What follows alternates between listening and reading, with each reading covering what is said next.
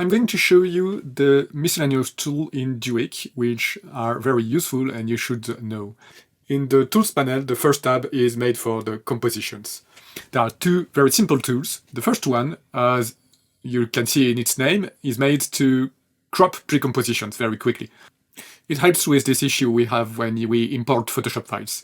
Even if we check the Retain Layer Size option, the layer folders are imported as pre-compositions, which have the document size and much bigger than the layers contained in it. So you can use this tool to quickly crop the precomposition. Just draw a mask on the precomposition and click on the button Crop Precompositions. And that's all. You can remove the mask. Now the composition has been cropped. So this is very simple, but very, very useful to quickly crop precompositions without moving them. The next tool, Comp Settings, is here to help edit all the settings, the parameters of the current composition, and all its precompositions automatically. I use this tool a lot to change the duration of a composition. For example, here it's only 300 frames, which is not enough for a character rig, which may be used in a longer animation. So I can update the duration, for example, 1500 frames, and automatically all the precompositions will be made longer with it. So here you can see everything now lasts 1500 frames. And in the precompositions, all contained layers have been made longer too. If I had made this with After Effects, the layers duration wouldn't have been changed. So here Duik changes the duration of all layers for you. Only if the layer is the duration of the comp. For example, if you have shorter layers, then let's again change the duration. Duik respect this and change the duration of only the layers which have the duration of the comp. So this is a quick and easy way to change the duration of all the compositions or change any other composition setting. For example, changing the motion blur in all compositions may be very useful too. So these are the composition tools in Duik. You'll find the comp settings as a standalone panel. It is the panel called Ducop, like Duduf Comp Parameters, which is available as a standalone panel like most of Duik panels. Duik can also help you tidy and manipulate your layers. In the Tools panel, you have the Layer tab, or you can use the Duik Layer Manager as a standalone panel. I do use this standalone panel a lot because it's very, very useful once you're used to it. The first line of this Layer Manager is here to create layers. The first button creates a null object, but to the contrary of After Effects null objects, this one doesn't use a solid, it's a shape layer, which means it does not create a solid in the project panel. So you can keep your project a bit cleaner. The second button, the same way, creates a solid using a shape layer without creating the solid in the project panel. One interesting thing is it's easier to change their color or change their size very easily, and you could even animate it. Of course, as this is not a pixel layer, it's a vector layer, when you add effects on these shape layer solids, it may be different than on actual solids. For example, let's add a checkerboard on this solid, on this shape layer. When you move the shape layer, the effect doesn't move. That's because it's on a shape layer and not on an actual solid. There are different methods to work around this, which may be very useful. First method is to select the spatial property used to move the effects. Here on the checkerboard, it's the anchor property. If I select this property and I add a Duik pin on this, then I can use this pin to move the checkerboard. And if I parent it to the solid itself, then it works like an actual solid. The useful thing is that you have this layer to move the checkerboard. Another way to do that is to use the simple transform effect. And with this, you have all the transform properties as if you were moving the solid. So you have the anchor point, the position, the scale, you have everything in there. And you even have the skew property, which doesn't exist on actual solids. It's only on shape layers, so you can have this in this transform effect. And you have all the usual transform properties. And I have a few tips for you, which is useful for rotating effects which do not have any rotate property. For example, the checkerboard here. You can do that by creating a sandwich. Just duplicate the transform effects So you have one above and under the effect you want to rotate. And then you can add a small and simple expression. In the rotation of the second transform effect, you can add a minus and link to the rotation of the first transform effect. And now when you rotate the third effect, you're rotating the effect in between, inside the sandwich. So that's very useful, not specifically on these shape layers, but on every layer to rotate an effect which do not have a rotation property. Let's get back to Duik. So the second button creates solids. And the third one creates adjustment layers the same way, using a shape layer instead of a solid. Let's just add a blur on this effect. And you'll see that it doesn't create any solid in the project because, again, it's a shape layer. So that's very useful. The 5 other buttons create shapes in the center of the composition, a shape layer with the primitive shape centered with the right proportions. So circle, square, a perfect square, a rounded square, a pentagon, and a star. So this is a faster way to create specific shapes. It's faster than using the shape tools in Duik, as it's perfectly centered and has the right proportions. You can create a simple custom bone. You can create a standard simple controller. You can add a 0 to a layer, 0 out the transformations of any layer with this. The 0 is at the bottom of the composition. And you can create a locator. The locator is used to expose the transform values of any layer. In the locator, you can select any other layer, for example, here the antenna, which is not centered in the comp, and have a look at the transform properties. You have the exact values, transformation values of the antenna here. And this works even if you change the parenting of the layer. When you parent a layer, the coordinates change, the position value changes, but the locator still shows the values according to the composition, the absolute coordinates. So it may be very useful for expressions, for parenting. It may be very useful, so it kind of extracts the transformation values of the layer. So that's the first line, which creates layer.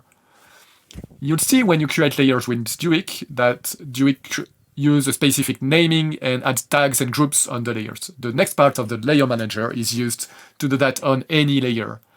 And it also creates groups which are compatible with the Duik script. Duik is a script you can download for free on rxlaboratory.org. So let me show you. Here's the composition with standard layers with their original names, which are Photoshop layers with nothing specific. But if I select these layers and click on Auto Rename and Tag, Duik will check what's in the name to rename them and tag and group them automatically as if it were layers created by Duik. And it uses the Duik naming system. You'll see that the groups are created in Duik. Here, one for the controllers and one for the right side, because there were controllers for the right side. Duik uses a smart algorithm to do this. Let me show you. Without any selection, Duik works on all the layers of the composition. And for all layers, it detects which ones are controllers to add them to the controller group and show them as controller. It detects the side, right, left, front, back. It tries to detect all information in the layer names to add the tags and the groups and rename all the layers using the Duik naming system. When these layers are managed by Duik, they're a bit more complicated to rename, but you can use this layer manager to change all these settings. For example, I can change the type of layer here if they're not controllers, but I want them to be null objects. I can just select null and apply, and Duik changes all the parameters so that they're shown as null objects. It changes the label, the group, everything. You can change the location and the side. The location is front, back, top, bottom, above, under, this kind of information. For example, here I can switch them to be on front, so it's named front, and add it to the front group. I can change them from right to left, for example. You can add a group name, which usually is the character name, but it could be anything. For example, here, let's call this character. And this group name is at the beginning of the name, and it's a group in Duik. The simple name is the unique part of the layer name. For example, here, let's use thing, and it's on the last part here. So with this layer manager, you can rename and change all the settings and tags of these layers. You can also pick all the parameters of one layer to be able to apply them to any other layer. Of course, you can choose which parameter you want to apply. So that's the layer manager, which is either in the tools panel of Duik or as a standalone panel, which is very useful, especially this auto rename and tag to tidy your compositions. The text tools in Duik are very simple but very useful to rename or search and replace text in the whole project or the active composition. The rename tool can be very useful if you don't use the layer manager in Duik. For example, it's easy to rename several layers at once. For example, here I can remove the prefix quite easily. I just need to remove 1, 2, 3, 4, 5 first digits and rename. That's a quick way to remove a prefix or a suffix. You can also number the layers from 5, for example, here, and with an underscore as a suffix. So you have the underscore and the number starting from 5 in this example. And it's very useful, for example, to add suffixes to add information on the layer names. For example, if all of these are on the left side, let's just add space left at the end of the names. What's really useful is that it also works in Puppet pins, so that's very, very useful to rename all Puppet pins out at once. You can also rename the project items, all the items listed in the project panel. You can use the search and replace the same way. For example, here with these layers and this character, if I auto-rename and tag all the layers using the layer manager, some of the controllers are ignored because there is a typo in the prefix. It's CRTL instead of CTRL. So I can undo and use the search and replace to fix the issue. In the layer names of the active composition, I'm going to search for CRTL to replace by CTRL and search and replace. And now everything is fixed and the auto rename tool works correctly and detects all the right prefixes. So that's an example of how you can use the search and replace tool. You can also do that with the layer names, the project items, the name of the effects. This may be useful, and in text layers too. For example, here, if I have some text layers, first is machin, which is a thing in French, truc is another thing, and bidule is another thing. So I can replace machin by truc, and everything is correctly replaced. Of course, it works inside just a part of the text in the text layer. I can replace here all the bidule by truc, and all bidule are replaced. That's a lot of things. So you can also search and replace in expressions. That's very useful if you rename something and some expressions have broken. You can search the old name to replace by the new name very easily. So these are very useful tools to manage your text in After Effects. The last tab of the Tools panel contains tools for scripts and expressions, but it is not specifically made for developers. It can be useful for everyone. Especially the first one, which is the script library, which is also available as a standalone panel in the Windows menu. This library is very simple and lists all the scripts it finds you're using in After Effects, and it sorts them in categories. The AE scripts category is the list of the scripts you'll find in the scripts menu here. It's a quicker access to all these scripts, which you can select and run in a single click. You have the dockable scripts, which are the script UI panels, those from the Windows menu. This is the same list, but it's quicker to use than the Windows menu. If you double-click on a script or click the Run button, it opens the panel, and it is dockable. You can dock it in your UI. So it's the same as using the Windows menu, but it's easier and quicker. The shutdown scripts are available, and the startup scripts, which are launched when After Effects quits or starts, and the usual favorites, most used, and recent categories. And you can also add your own scripts, which you can have from any folder not especially installed in After Effects. With the plus button, you can add scripts or create categories to sort them. Each script can be edited. You can add an icon, set it a favorite, change the category, or rename the item.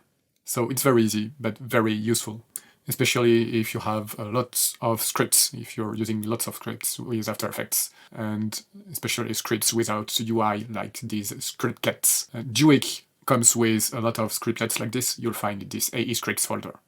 The next button, Scriptify Expressions, will help you include expressions, complex expressions in your scripts to be able to recreate these expressions using a script very easily. When you have very long expressions, like this expression in Duik, which has lots of lines, including this in a script can be very tedious. If you select the property and click on Scriptify Expression, Duik creates the code you need to use in a script to reuse this expression. Let's just copy and paste this in a code editor like Visual Studio Code. You have this very big expression, which is stored in a variable, which you can use then in your scripts as you wish.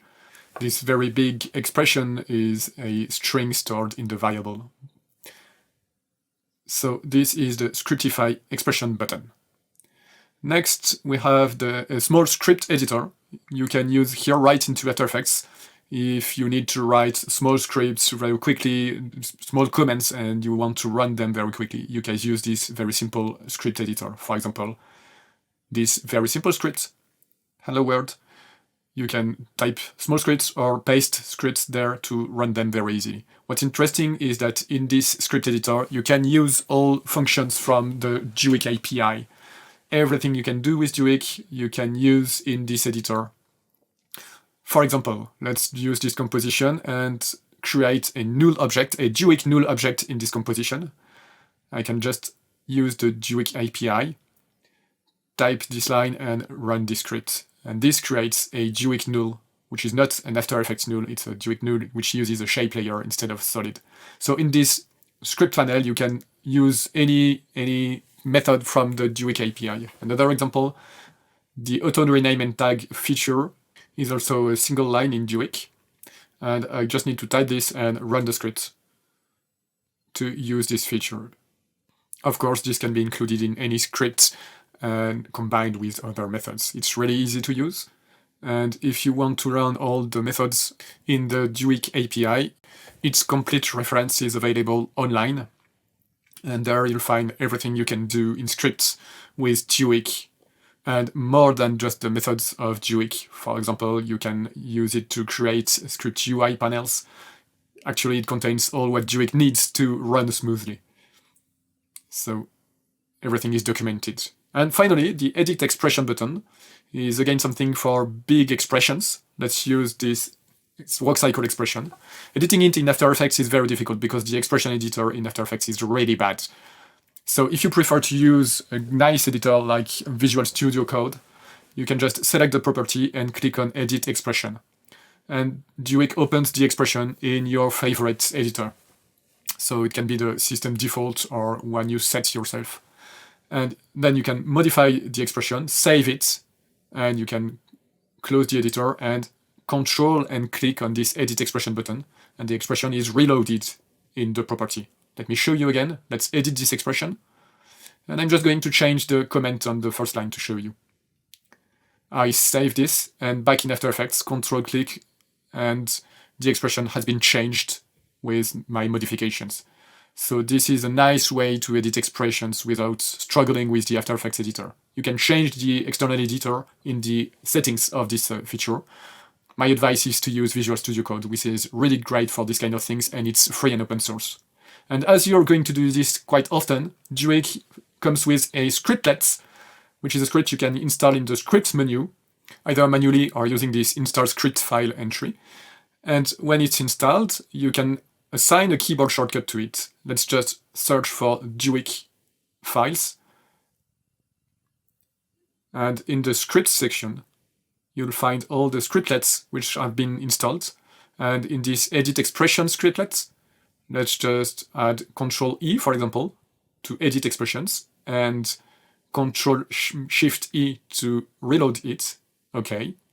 And now I can just select the property and hit Control E.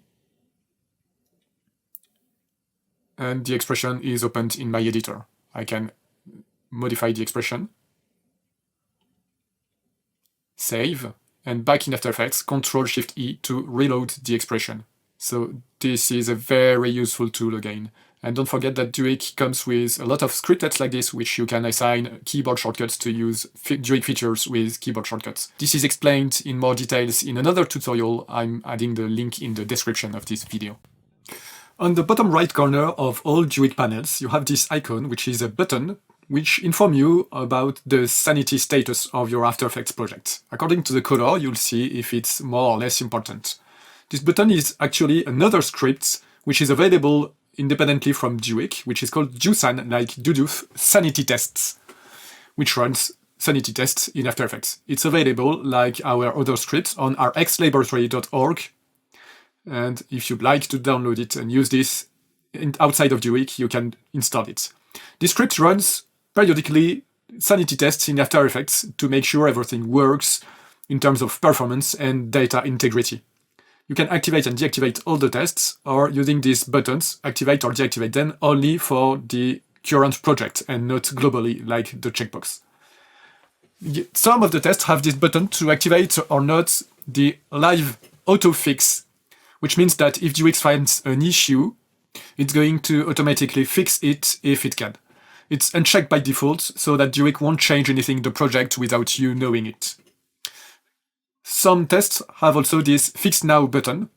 If you click it, Duik automatically fixes the issue if it can again. Next, you have the status for all tests. Everything is okay in this example. A button is there to run the tests. They run periodically, but you can force the test by clicking this. And then you have the options, for example, to change the periodicity for each test. They are only run at specific intervals to avoid impacting the performance. The first test checks if all compositions have a different name to not break expressions. The second one does the same with the layer names in the current composition. The third checks if the expression engine is the JavaScript expression engine instead of the legacy ExtendScript engine, which improves a bit the performance.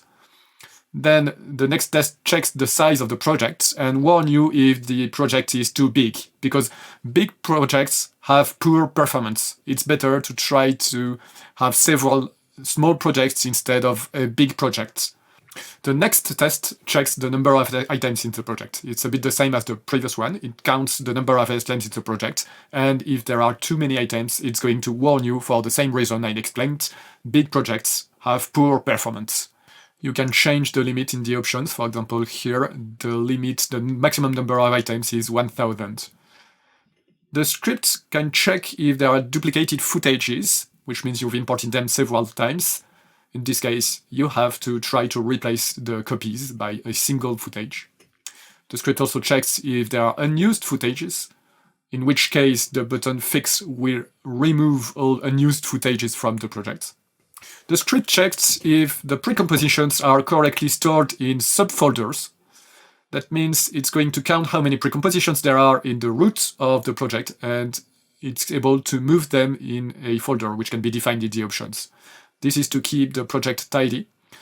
The idea is that in the project, the composition in the root are not precompositions. All precompositions should be stored in subfolders. The main composition test is kind of the same. It's going to check how many main compositions, which are not precompositions, there are in the project, and above a certain count, it's going to warn you because one After Effects project should have only a few main compositions. If the script finds too many main compositions, it can move them in a specific folder or in the root of the project. It's also going to check the memory in use by After Effects, and above a certain limit, it's going to warn you. The Fix button can purge the memory automatically. It does one first step by purging what's not essential, and then it asks to purge more memory, but you're going to lose the undo history. So you have to confirm the second step if you'd like to really lose the undo history to reduce the memory in use. The script is going to count how many essential properties there are in the current composition, because essential properties have a really bad impact on performance. So the script checks that so that you keep an optimal performance. The script checks if you regularly save your project. If you've not saved for a long time, it warns you and you can save it really quickly. And then the script checks for how long After Effects has been running. For example, here it's been 14 minutes, that's okay. If After Effects has been running for too long, the script is going to warn you because of lots of issues in After Effects, like memory leaks, bugs. The memory it uses is just rising and rising, and the performance gets poorer and poorer. And the memory shown here in this test is not actually the memory used by After Effects because of this memory leaks, and After Effects doesn't report all the memory it uses. And after a few hours, After Effects starts to lag a lot. So the script is going to warn you and say, hey, be careful, it's been a long time since you've restarted After Effects, I think it's time for you to close and open it again. This last test is for me the most important one. You really have to restart After Effects regularly. If Duik detects an issue, the icon changes, as you can see here. This is a critical issue, it's red, because the After Effects project hasn't been saved for 72 minutes, which is way too much. So the icon changes, and I can check what I have to do. So here, if I save the project, and then the text gets back to, okay, that's okay, it's saved, everything is fine, and the icon turns back to green.